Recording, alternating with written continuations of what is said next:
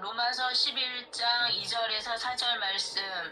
하나님이 그 미리 아신 자기 백성을 버리지 아니하셨나니 너희가 성경이 엘리야를 가리켜 말한 것을 알지 못하느냐.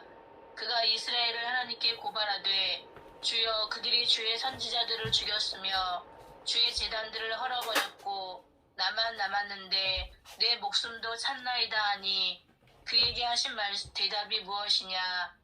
내가 나를 위하여 바알에게 무릎 꿇지 아니한 사람 7,000명을 남겨두었다 하셨으니. 아멘. 아멘. 네, 감사합니다. 네. 오늘 남은 자 시리즈 벌써 5번째입니다. 네. 구약의 남은 자 엘리야라는 제목으로 이 안드레 목사님께서 말씀 선포와 기도를 해주시겠습니다. 목사님 부탁드립니다. 좋으신 아버지 하나님, 주님 오실 때가 멀지 않은 이 마지막 때를 저희가 살아가는데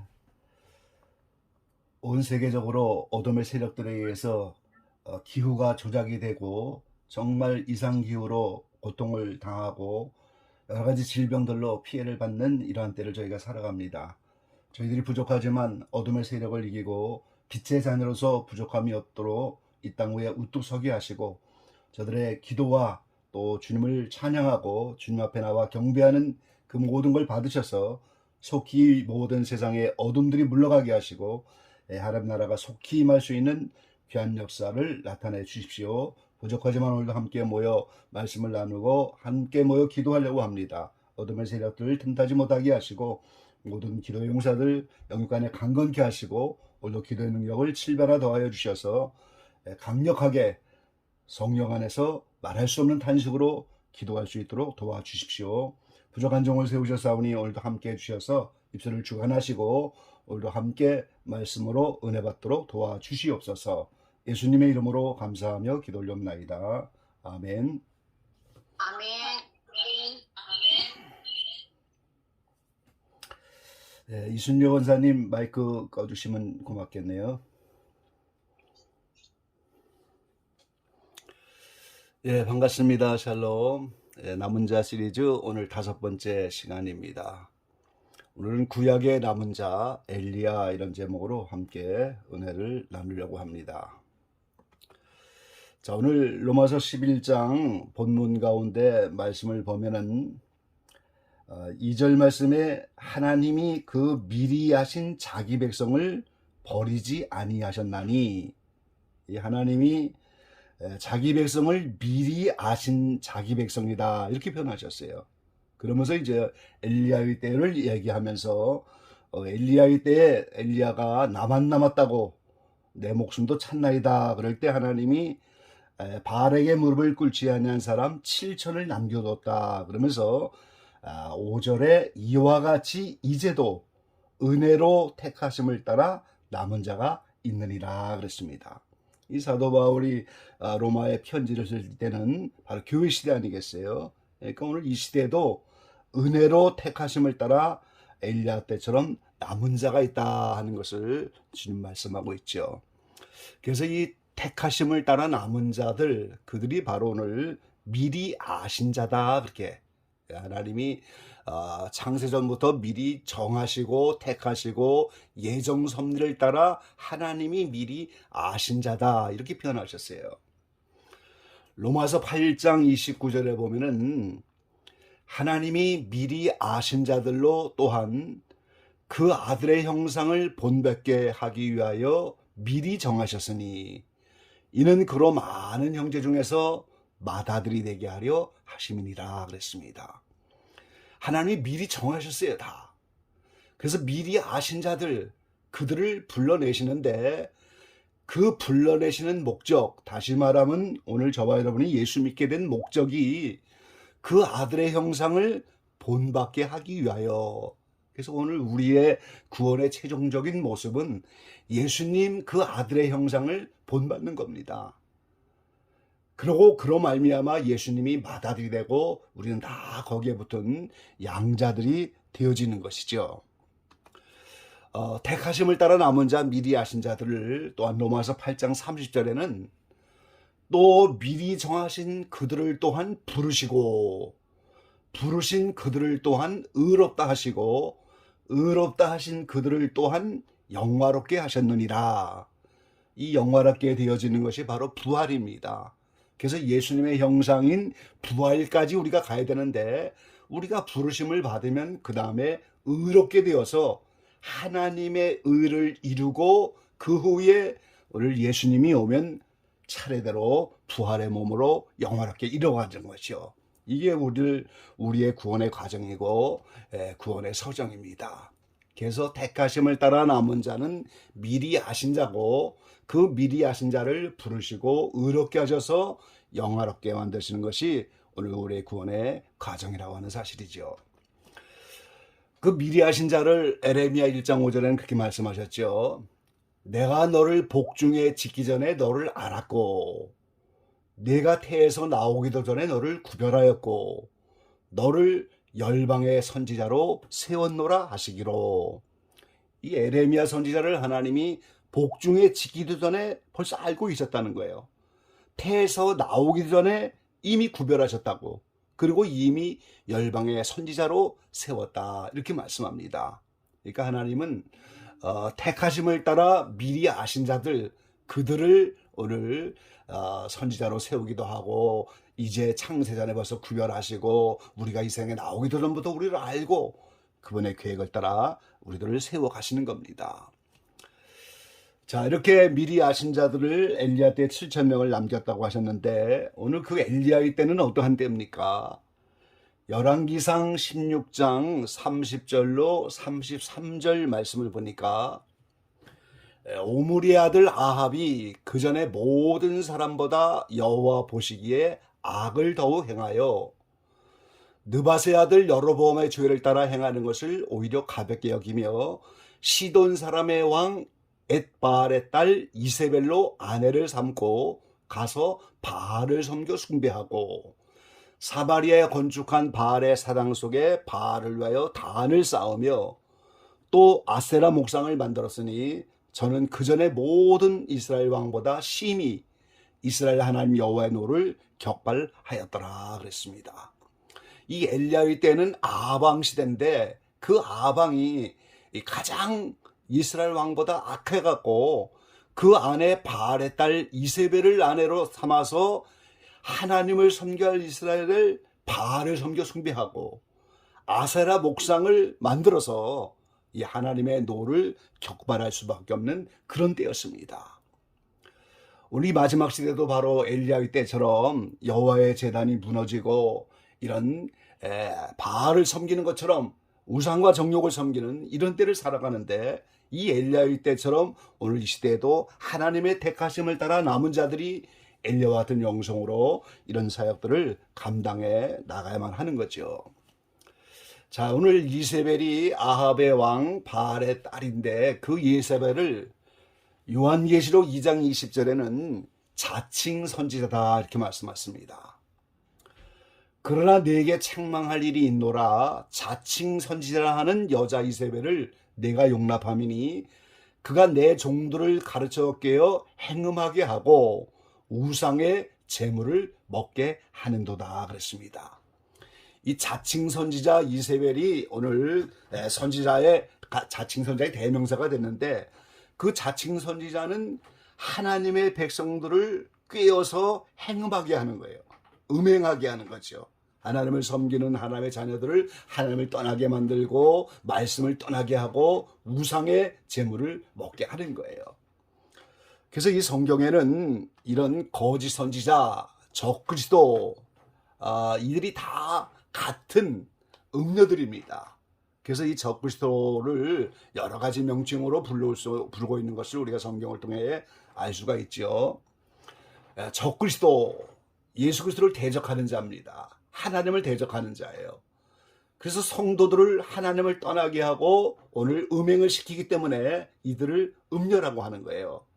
근데 이 음녀들은 거짓 선지자라고 부르는 거죠. 하나님의 말씀을 왜곡하고 잘못 해석하여 하나님의 말씀을 변질시키는 거짓 선지자입니다. 그리고 이들을 성경에는 가라지라고 하는 거예요. 이제 처음부터 이렇게 가라지, 처음부터 이제 씨가 다른 거지요. 그래서 일시적으로 예수 믿었지만 타락하여 오늘 악령이 내주합일한 자들, 이걸 가라지라고 하죠. 그리고 이 가라지, 적그리스도, 거짓 선지자, 음료, 이들을 성경은 불법을 행하는 자다 이렇게 말하고 있어요.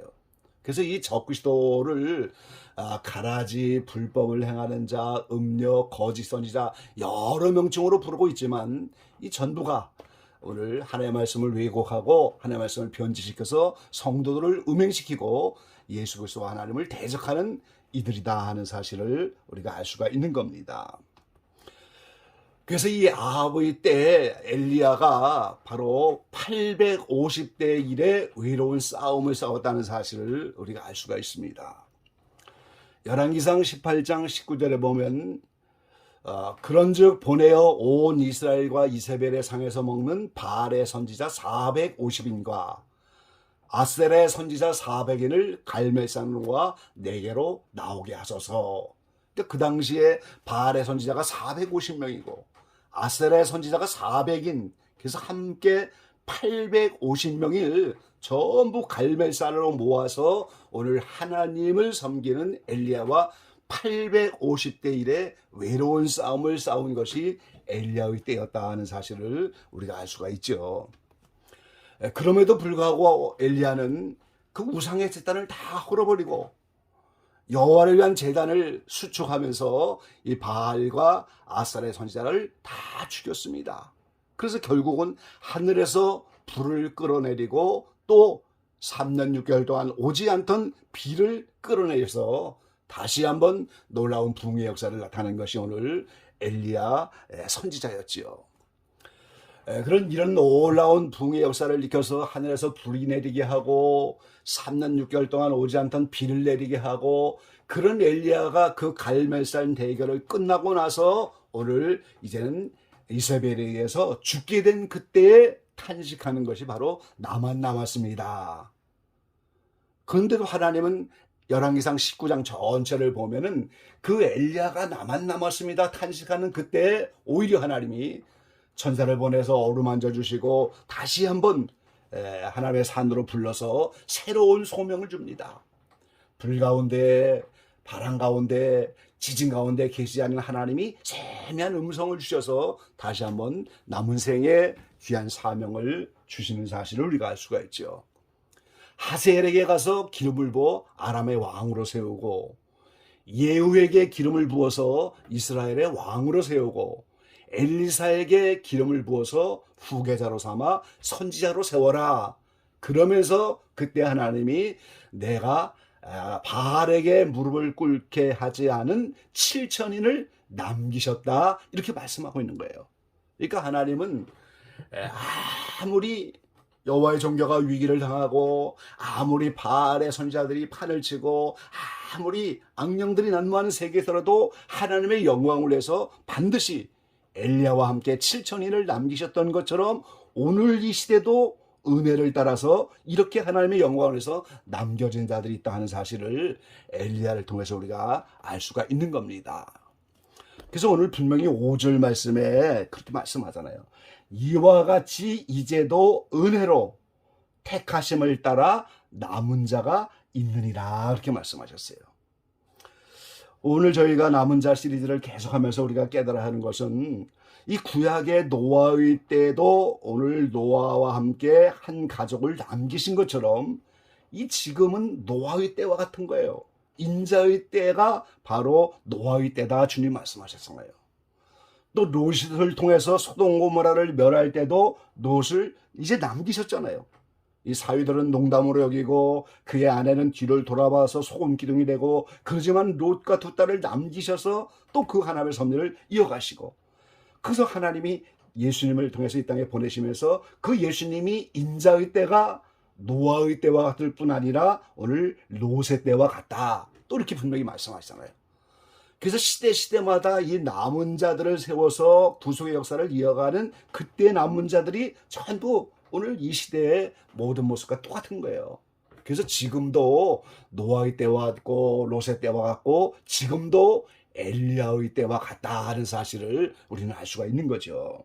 그래서 이 마지막 때도 우리가 이 엘리야의 때에 미리 하심을 따라 택하심을 따라 7천 명을 남기신 것처럼 오늘도 우리는 어딘가에 남겨진 그들을 통하여 이 시대에 오늘 하나님의 일을 계속하게 하시는 겁니다. 그래서 오늘 우리가 받고자 하는 교훈은 이 마지막 때도 우리는 엘리야의 영성을 추구하는 자가 되어야 한다는 거예요. 그래야 오늘 남은 자의 사역을 감당하면서 이 시대의 하나님의 구속 역사를 이루는 주인공들이 될 거예요. 그래서 온 세계에 하나님을 섬기는 많은 재단들이 있고 많은 단체들이 있고 많은 개인들이 다 있지만 하나님이 불꽃 같은 눈으로 보시면서 누가 이 시대에 엘리야와 같은 영성을 추구하는가, 그들을 통해서 오늘 하나님은 이 마지막 때의 구속의 역사를 이어가는 주인공으로 삼고 있는 거죠. 그래서 그 엘리야의 영성은 다른 것이 아닙니다. 바알의 제단을 헐어내는 거예요. 지금 하나님을 섬기지 않고 우상의 제단을 섬기는 바알의 제단을 전부 헐어야 돼요. 여러분 더 이제 재개발을 하고 지금 서울을 비롯하여 대한민국의 재개발 사업들이 많이 일어나는데 그 오래되고 낙하된 이런 집들을 새로 헐고 새로운 아파트로 단지를 새롭게 만들려면 먼저 옛날 집들을 헐어야 하는 거 아니겠어요? 그것처럼 오늘 이 시대에 오늘 바알의 제단과 같이 우리가 잘못된 모든 이 신앙의 집들, 잘못된 사상들 이런 것들을 전부 먼저 헐어내야 오늘 새롭게 집을 짓는 겁니다. 그래서 바알의 제단을 헐어내고 여호와의 제단을 수축하여 여호와의 제단을 다시 쌓는 거예요. 850대 1의 외로운 그런 때였지만 그럼에도 불구하고 오늘 여호와의 제단을 수축하는 거예요. 그리고 엘리야처럼 하나님의 음성에 귀를 기울이고 그 하나님의 음성에 대해서 순종하는 자, 그들이 오늘 남은 자가 되는 겁니다. 하나님이 3년여 동안에 이제 비가 오지 않을 것을 아시고 엘리야를 부르셔서 오늘 가브의 집으로 보내잖아요. 그 시냇가로 가라고 말씀하시잖아요. 그럼 엘리야는 그때부터 순종을 하면서 그 850대 1의 싸움의 갈멜산에 갈 때까지 오늘 하나님이 의식주를 해결하게 하면서 그 엘리야의 영성을 키워나가게 하시는 거예요. 때가 되니까 이제 갈멜산으로 가고 때가 되니까 결국은 하늘로 승천해버리는, 그래서 하나님의 음성에 귀를 기울이고 매 순간순간마다 하나님의 음성을 따라 순종하는 자, 비록 혼자 남았다고 이렇게 탈진하고 어려웠지만 그래도 다시 한번 힘을 얻게 하셔서 다시 한번 하나님의 산에서 오늘 예후에게 기름을 부어라, 엘리사의 후계자인 오늘 엘리사를 세워라, 이 모든 것에 귀를 기울여서 남은 순간순간 계속해서 그 뜻을 이루어가면서 말씀에 순종하는 자들, 이들이 엘리야의 영성인 거예요. 그리고 최종적으로 엘리야처럼 하늘로 승천하기를 사모하는 자, 이 휴거 성도 아닙니까? 그래서 엘리야는 죽음을 맛보지 않고 휴거된 성도의 가장 큰 모형이 되었어요. 이게 바로 이기는 자들의 삶입니다. 계속해서 기적의 방을 통해서 제가 이기는 자의 영성, 신부의 영성, 오늘 남은 자를 통해서도 결론은 엘리야의 영성을 추구하면서 하늘로 승천하여 오늘 주님의 신부가 되는 이기는 자 되기를 사모하는 자들이 오늘 엘리야의 영성을 추구하는 자들이에요. 그리고 결국은 바알에게 무릎을 꿇지 않는 영성입니다. 바알은 우상이잖아요. 근데 골로새 3장에 보면 뭐라고 말씀하세요? 그 우상은 다른 게 아니에요. 애정과 욕망인 정욕이고 탐심이 곧 우상이다, 그렇게 말씀하잖아요. 뭐를 이렇게 세워놓고 거기다만 절하는 것이 우상이 아니고 내 마음속에 하나님보다 더 사랑하는 애정과 욕망, 그래서 사도 바울은 이 정과 욕심을 십자가에 못 박았다, 분명히 갈라디아서에 오늘 선언하고 있는 사실을 우리가 알 수가 있습니다.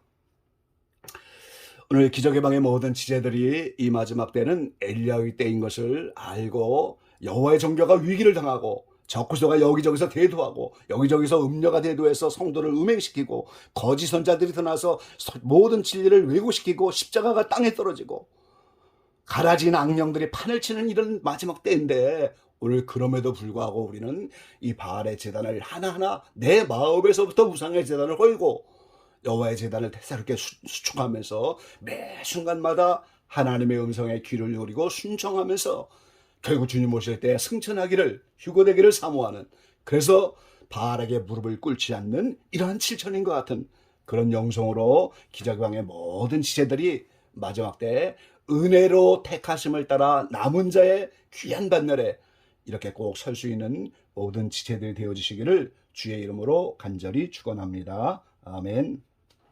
아멘. 감사합니다. 감사합니다, 목사님.